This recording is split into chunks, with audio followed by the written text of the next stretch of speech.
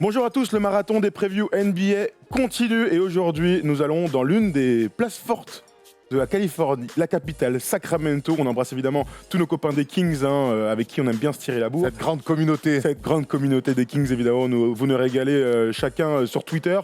Beaucoup de choses à dire sur une équipe qui a beaucoup changé. Pourtant, c'était leur meilleure saison depuis des lustres. Petit aparté, quelle est la différence entre nous et Yoann Diniz? C'est que nous, sur les marathons, on n'abandonne pas. Ah oui, c'est pas faux. On avait une autre fin de phrase aussi. Hein. Non, on ne se... Bref, dessus. Bref, donc... Et non, ça marche pas. Pourquoi? Ah oui, ça ne marche pas. Effectivement, ça ne marche pas. J'avais oublié ce petit épisode que nous allons évidemment tout de suite balayer. L'année dernière, les Kings ont fini 9e. Sache que les Kings n'ont pas eu de bilan positif depuis... Pas mal 2006, bravo les gars, une très belle année, surprise pour l'équipe de De'Aaron Fox et de Buddy Hield, 39 victoires, 17e équipe en attaque sur le rating, 21e en défense. Ce qui est dingue, c'est que Vlade Divac, à la fin de la saison, a quand même décidé de dégager le coach, Dave Joerger qui a été remplacé par Luke Walton cet été. Alors, ça s'explique. Ça s'explique. Depuis le début...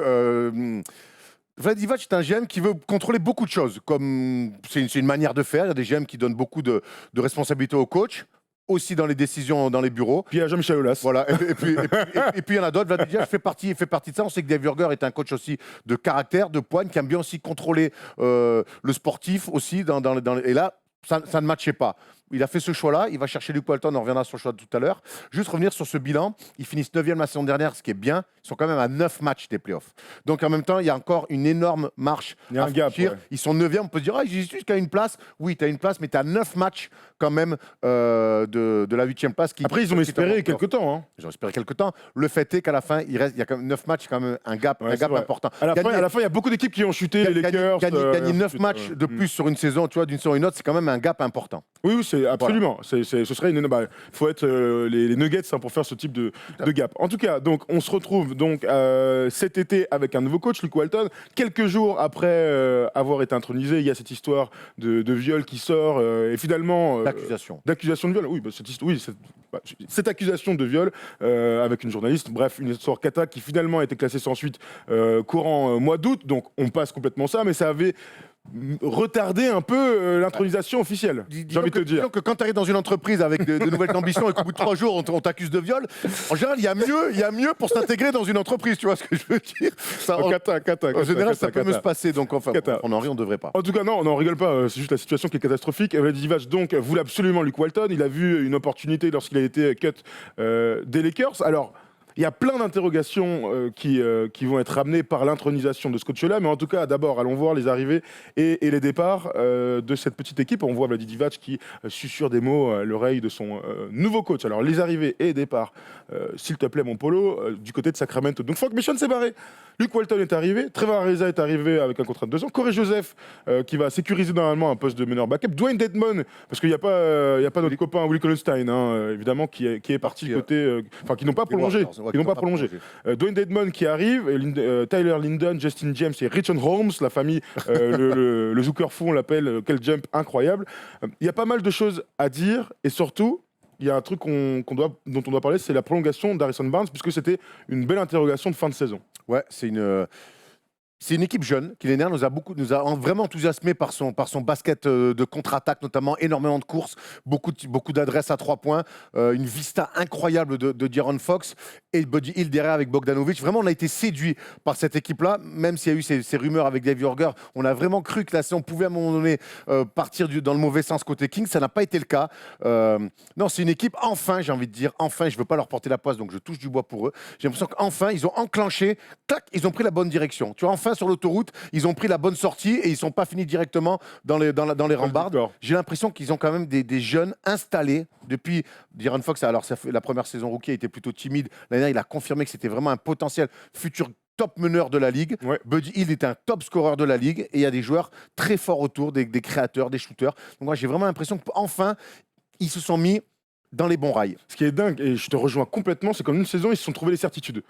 Ils étaient encore en train de végéter sur l'après Cousins, où on fait ci, on fait ça, on prend Marvin Bagley plutôt que Doncic. Tu sais, il y a plein de trucs comme ça. Finalement, Vlade Divac, il nous a montré que ouais, il avait du talent et il savait dénicher les mecs. Alors évidemment, De'Aaron Fox, tu viens de le dire, est devenu un joueur sublime de NBA, sa vitesse, son impact sur pick and roll, sa bonne défense et son adresse.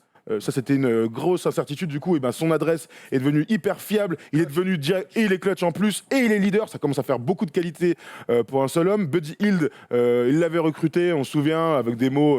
Vivek, le propriétaire, avait dit oui, c'est le nouveau Steph Curry. Enfin, des trucs totalement aberrants. Bah, finalement, il est à plus de 20 points par match, à 42% au tir à 3 points, sachant qu'il ne fait que ça, le cher Buddy Hield, qui nous régale. Et donc, Harrison Barnes, qui est arrivé en cours des saisons, je voulais vraiment qu'on en parle parce qu'il sécurise un poste ou s'il était parti, t'étais vraiment dans la mouise. Non, non, mais c'est très bien. C'est devenu, alors, on est loin des attentes qu'il y avait quand il est drafté, mais aujourd'hui, c'est quand même un joueur champion NBA avec les Warriors. C'est ce mec-là, finalement, qui fait toujours le taf, assez discret par son charisme, mais aussi dans le jeu, mais qui est toujours efficace. Très bon défenseur, de l'ISO. Fiable à 3 points, capable de faire de l'ISO. Donc, ouais. c'est des mecs très intéressants à signer. Et je pense que la deuxième partie saison qu'il fait avec les Kings, il a prouvé que c'était des mecs intéressants à voir dans le développement de cette équipe. Donc, on ne peut pas avoir que des Buddy Hield qui shootent à 3 points, que des De'Aaron Fox qui se lâchent. Il faut aussi avoir des mecs comme ça qui ont du vécu, qui ont de l'expérience et qui font pas de vagues et qui sont de très bons joueurs de basket. Alors, quand il est drafté, on espérait peut-être plus de ce moi, j'en espérais, bien sûr. C'est pas le cas, mais en tout cas, ça reste des super mecs à avoir dans l'équipe. Et les Kings ont parfaitement bien fait de le signer. Et il est re-signé pour un montant correct, tout à fait honorable, en 85 millions de dollars. Ça fait entre 18 et 23 millions de dollars. Franchement, c'est aujourd'hui dans la NBA actuelle. Ça passe clairement. Regardez cette petite photo, on voit qu'ils sont tous très potes. Tu m'étonnes quand tu gagnes des matchs et que tu sens qu'il se passe un truc. Et ben forcément, les liens se resserrent. C'est Vegas, ça, non? Ça, c'est sûrement la Summer League de Vegas, oui. Ou alors ou alors Summer League de Sacramento, peut-être. Vu le Sacramento plutôt. Ouais, peut-être. Vu le parquet. On va sur le 5 majeur, cher ami. Comme ça, on va pouvoir parler de plein d'hommes. Et le plus gros changement, donc, c'est le départ de Willie Collenstein et l'arrivée de Dwayne Dedmon. Moi, je trouve que c'était un bon choix parce que ça va pouvoir libérer, on en parlera après, la raquette pour Marvin Bagley. Ouais, et puis Dedmon, c'est des valeurs sûres. On est encore pareil un petit peu dans le charisme. On est pareil avec comme Harrison Barnes. C'est des mecs qui font pas de vagues. Partout où ils passent, ça se passe bien. On se souvient aux Spurs, au Magic, à Atlanta aussi. Il a beaucoup bougé, c'est des mecs qui font la maille. Alors c'est vrai qu'ils bougent beaucoup, mais c'est des mecs bons défenseurs.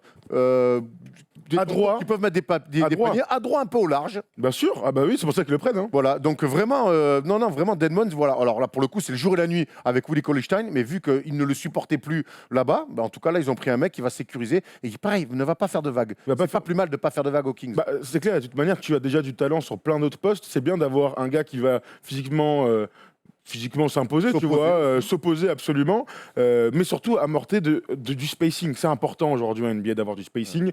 Et avec un Marvin Bagley qui, je te dis pas qu'il peut pas mettre dedans, on le voit progresser là-dessus. Non, mais il peut. C'est pas sa qualité première. Il va falloir qu'il ait de l'espace à la fois dans la raquette pour poser des pics et aller au alley-oop. Je te parle d'autres mecs, Erwan, hein, quand même. Ce serait dommage de Bagley pas parler de ce gars. On peut imaginer aussi sur du post-up. Tout à fait. Mais, un joueur qui a une belle panoplie. Bien sûr. Alors, il a eu du mal à rentrer dans sa saison l'année dernière, mais une fois qu'il y a été, il a eu des passages très très intéressants. Il a été blessé, Marvin Bagley, clairement. Il a mis du temps à rentrer. Il n'était pas dans le 5 majeur en début de saison. Et puis lorsqu'il était installé dans le 5, il a fait des chantiers incroyables, du 20 et 10, des qualités physiques, on le savait, mais hors normes, franchement, à mettre des dunks sur tout le monde. Et donc cette capacité à prendre des tirs externes. Et ça, en général, quand tu es face à un mec et que le gars, il hésite un peu, tac, tu es sur un poste 4, tu commences à mettre dedans, ça va être très difficile de défendre sur ce gars-là. On rappelle qu'il est gaucher et que les gauchers sont des tricheurs. Moi, on se demande souvent pourquoi les gauchers sont plus adroits. Alors, il n'y a pas de loi scientifique. Hein. Un peu quand même. Hein. Il paraît que les gauchers ont une transmission plus rapide. Hein. On aime bien dire que les gauchers ont une adresse. Il y a des droitiers qui envoient des parpaings. J'ai jamais vu des gauchers faire ça. Voilà. Ouais, va demander quand même qui veut sortir de DeAndre Jordan. D'accord. Tristan Thompson. D'accord. Qui a changé de main en cours de route. Ouais, mais c'est des pivots. Oh non. Il y a Derrick Coleman quand même qui à l'époque était gaucher, pivot et mettait dedans. Ah oui, oui. Mais... Bah oui, non mais je veux dire, il y a d'autres pivots. Talent supérieur. Il y a d'autres pivots dans cette équipe-là. Continuons parce que on a vu le 5 majeur, mais ils ont décidé cet été de renforcer leur banc et les lacunes qu'ils avaient dans l'effectif. Corey Joseph arrive pour sécuriser un poste. Yogi Ferrell, c'est pas vraiment imposé, vraiment. Non, mais Yogi Ferrell, il fait plein de choses, mais c'est quand même sous-dimensionné. Bah, il est meilleur dans Mario Kart, quoi. Oui, ouais. Non, mais c'est dur parce que c'est un mec qui ont des bonnes attitudes, qui mettent beaucoup d'envie sur le terrain. mais c'est un peu sous-dimensionné, c'est un peu sous-talentueux. Voilà, là, Corey Joseph, quand même un mec qui a du vécu, qui a toujours, partout où il est passé, il s'est imposé comme un deuxième meneur très fiable. Ou un meneur titulaire parfois. Si jamais il y a problème, il peut aussi assurer en étant starter. Donc voilà, non, très bien, on sécurise. Là, je trouve vraiment l'intersaison des Kings très intéressant. On a misé sur des valeurs sûres en sortie de banc. Et sans aller lâcher tout l'argent, on sait que la dernière année de Corey Joseph à 12,6 millions de dollars n'est pas garantie totalement. Trevor Ariza arrive. Grosse cote, après il s'est un peu perdu l'année dernière, on va pas se mentir. Il a préféré le cash aux bonnes équipes. Écoute, on espère en tout cas qu'après son pari de fait des Suns la saison dernière, ça passera un petit peu mieux pour les Kings. En tout cas, ce que je vois avec la signature, la prolongation d'Harrison Barnes et la signature de Trevor Ariza, l'année dernière sur le poste 3, c'était un petit peu leur point faible. Ah ben là, tu as Harrison Barnes qui sécurise un poste et tu as un backup, Fluendy avec Trevor Ariza, défenseur de l'expérience, de champion NBA. Non, là-dessus, franchement, c'est archi bien senti. Il y a Pour continuer tranquillement, je suis d'accord avec toi, c'est cool et surtout il est complémentaire des autres. Bjelica aura un rôle à jouer dans cette affaire et notre sixième homme préféré de tous les temps, c'est Bogdanovic qui va avoir un rôle. Alors quand on voit la traction arrière, bah oui, il sera pas titulaire et enfin, ils vont arrêter de le faire jouer 3 parce que l'avènement de Marvin Bagley, l'arrivée de Trevor Ariza et d'Harrison Barnes, là, sa prolongation, Bogdanovic sera dans son meilleur rôle, en sortie de banc avec des responsabilités sur un poste 2, on va pouvoir prendre des pics et mettre des gros jeux. Ah bah là, lui, il est en pleine bourre. On a vu, ça a été l'un des seuls Serbes sur toute la compétition à la Coupe du Monde qui a été incroyable. Il a d'ailleurs fini dans le meilleur 5 avec des matchs, des shoots incroyables. Je pense qu'il est dans son prime complet, notre ami, et il risque de durer. Donc en sixième homme, pour presque, j'ai envie de te dire, déjà, on peut dire que c'est un concurrent pour être le meilleur sixième homme la saison prochaine. Ouais, ce serait bien. Ça voudrait dire que l'équipe performe bien. Il lui reste un an de contrat à 8 millions de dollars la saison. Je rappelle ses stats l'année dernière. Il est à 14 points par match. Il est à 3,5 rebonds, 3,8 passes, mais aussi 41% au tir, 36% à 3 points. Il a le droit aussi d'être meilleur avec les Kings. Je dis pas qu'il est mauvais. Évidemment, il a mis ce buzzer beater incroyable face aux Lakers. J'en souffre encore, j'en saigne encore. Mais Bogdanovic, tu l'as dit, doit être dans la course pour être meilleur sixième homme, même si autour il y a beaucoup de scoreurs et peu de ballons finalement à partager. Ouais, mais alors lui, c'est un scoreur, mais il peut aussi avoir ce rôle aussi de créer pour les autres. C'est ce qu'il a toujours fait au Fener, quand il joue meneur, il crée pour les autres. Quand il y a Sloukas à côté, quand il y a Veseli, il faut leur filer des ballons en Euroleague, et c'est ce qu'il est capable de faire. Après, c'est ses premières options, donc ça, c'est un rôle tellement différent. C'est un joueur très complet.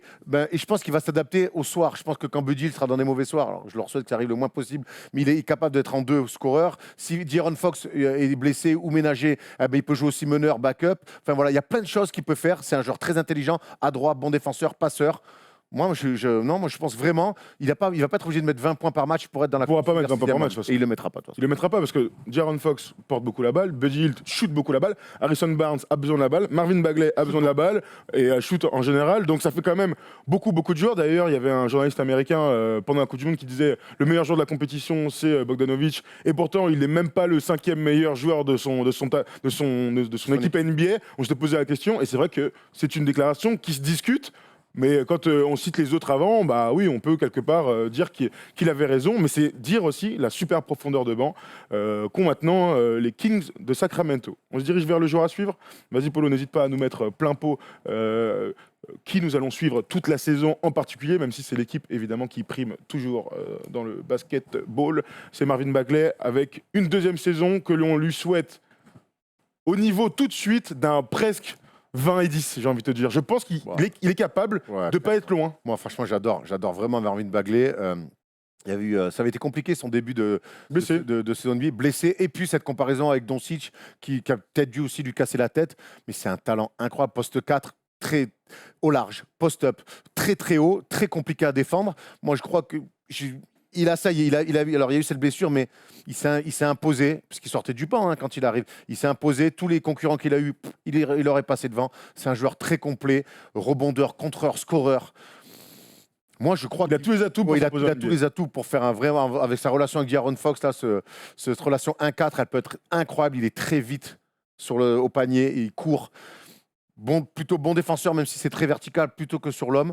On n'attend pas là de toute manière. Voilà, mais moi, j'attends pas en défense pour l'instant. J'attends à rayonner au rebond et en attaque. C'est ce type de talent-là qui peut amener les Kings d'ici 2-3 ans à être une équipe qui compte vraiment dans la conférence Ouest. De toute manière, tu vois, quand on parlait par exemple des Hornets hier, on se disait il n'y a pas ce talent ou ces talents qui vont te faire dire qu'il faut qu'on gagne des matchs maintenant, il faut tanker. Les Kings ont mangé leur pain noir et aujourd'hui, ils ont les grands talents qui peuvent les amener jusqu'en play-off, sans imaginer de titre, je sais pas quoi, mais en tout cas, jusqu'en play-off. Marvin Bagley est un grand talent en devenir. Buddy Hield va falloir le signer, il va demander cher, hein, il est pas fou lui. Hein. L'ancien, là, il va prendre un gros contrat, mais De'Aaron Fox et Marvin Bagley sont deux joueurs qu'on espère qui vont performer tous les deux pendant au moins 5 ans. Et je ne vois pas comment ça peut être, à part les blessures, je ne vois pas comment ça peut être différent voilà, ce duo. C'est ce qui peut-être se fait de meilleur pour 2025, à l'Euro 2025. Tu veux que je te dise, moi, la seule barrière qu'ils peuvent avoir, ces mecs-là, c'est le coaching. Ah. C'est voir ce que Luke Walton va faire. Voilà. Moi j'ai peur. Hein. Mais bien sûr. Alors il s'occupe bien des jeunes, blablabla, mais enfin. Mais alors il garde. Alors je lisais pas mal d'articles sur des sites ricains où il garde cette cote incroyable quand il était assistant des Warriors et quand il avait supplé Steve Kerr plus de la moitié de la saison et qu'ils avaient quand même gagné plein de matchs. Maintenant, il est arrivé aux Lakers dans un profil similaire de celui des Kings, des jeunes à développer. Il a développé que chi. Il a rien fait. Il n'a rien développé. Et je te parle d'avant LeBron. Et quand LeBron est arrivé, alors là, on a clairement vu qu'il n'avait pas les épaules pour gérer des méga stars. Donc moi, il y a une énorme point d'interrogation sur le style de coach qu'est Walton et sur le charisme qui peut imposer aussi à des futurs méga stars. Mais t'as raison, et là où je te rejoins, et on voit Harry Giles, je suis très déçu, je l'avais pas noté ce petit chien, mais mon gars l'année dernière, on en avait pas mal discuté, on a vu que c'était un joueur de talent, et que sur le poste de pivot, alors ils peuvent faire pas mal de choses, mais ce gars-là a quelque chose à faire. On rappelle qu'il avait été gravement blessé après ses années lycée, alors qu'il devait être parmi les top joueurs de NBA. Il a déjà montré qu'il pouvait faire plein de trucs, et on est persuadé qu'on le verra. On le verra performer. Là où je te rejoins complètement sur Luke Walton, c'est que là, les Kings, ils sont plus dans le truc, il faut développer des jeunes. Là, ils sont déjà dans la marche après, c'est-à-dire il faut gagner des matchs. Et là, il y a un doute sur Luke Walton, qui n'a jamais fait les playoffs avec les Lakers. Et il était à peu près dans le même timing, c'est-à-dire qu'ils avaient des jeunes à développer, mais il fallait gagner des matchs parce que vous étiez les Lakers. Et il n'a jamais réussi à montrer la voie à son équipe pour être en position de gagner des matchs. Après, quand on parle un peu avec les journalistes au Staples Center, Luke Walton, c'était vraiment le petit qui arrivait. Et il y avait les Pelinka, les Magic et tout, qui avait du mal à lui mettait beaucoup de pression, qui avait du mal à lui donner le respect qu'il méritait ou pas d'ailleurs. Maintenant, peut-être que avec Vlad et Divac, ça sera complètement différent. Ils ont une vraie relation tous les deux. Hein. Voilà, ils ont une vraie relation parce qu'ils ont dû se croiser, non Je pense pas, non. Non, mais 85 autant de joueurs. Se croiser pas, c'est parce que bref, je sais pas où je voulais aller. Peu importe, non, évidemment, l'autre était début des années 90, l'autre l'autre c'est pas en 96, l'autre il est drafté en 2003, donc il va y avoir un problème. Non, mais c'est pas là où je voulais aller. Peu importe. Mais ils ont dû fréquenter les mêmes soirées. En tout cas, certes, on n'a jamais mis à disposition finalement aux Lakers à Luke Walton pour qu'il puisse travailler un petit peu sereinement. J'espère qu'au Kings, ça sera le cas. Le fait est que moi, le bilan de Luke Walton avec les Lakers m'inquiète par rapport à ce qu'il va devoir faire avec les Kings. Alors la question qui s'ensuit, c'est est-ce que les Kings vont enfin avoir un bilan de 41-41 à 50%? Ce n'est pas arrivé depuis 2006. Ben, ça serait bien. Je pense que c'est l'objectif qu'ils doivent se fixer. Je pense que les playoffs, ça sera trop juste pour cette année. Mais c'est pas grave. Ne soyons pas dans l'urgence. Surtout pas. Ils arrivent de trop loin, cette équipe-là. Il y a trop de bons joueurs, trop de bons jeunes. L'équipe, elle est trop stylée pour l'instant pour qu'on soit dans l'urgence. Visons les 50% de victoire. Voyons ce qui se passe dans la saison. On sait que des fois, il y a toujours des équipes attendues haut qui explosent. Prenons ce qu'il y a à prendre, mais d'ailleurs, concentrés sur eux, viser 50% de victoire. Je crois que pour cette année, les playoffs seront encore un peu courts.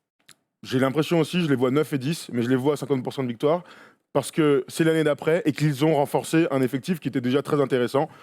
Question sur le coaching, mais en attendant, voilà, sur le papier, c'est une équipe qui doit être à 50% de victoire et j'ai envie de voir De'Aaron Fox pas loin du All-Star Game parce qu'il a vraiment ça en lui, c'est un joueur tout à fait exceptionnel. Alors bon courage dans la conférence Ouest parce qu'on sait qu'il y a un peu de concurrence sur son poste au pop au Renard. Avec des Kings au All-Star Game. C'est une bonne question. Les Mike Bibby, les Chris Webber, non, Cousins, c'est Cousins en fait. Il n'y a personne d'autre que Cousins qui allait au All-Star Game ces 10 dernières années du côté de Sacramento. Vous me dites dans les commentaires si je dis une bêtise, mais je ne crois pas. Bref, on a fait le tour, ça te va, Erwan? Ouais.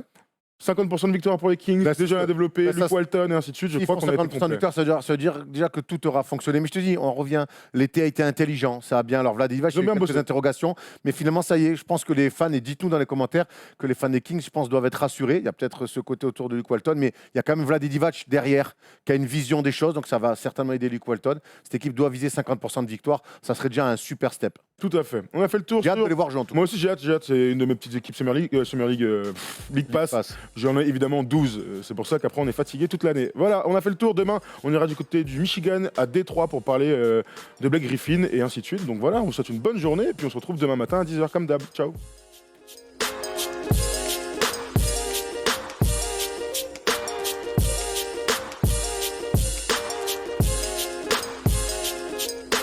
Bye.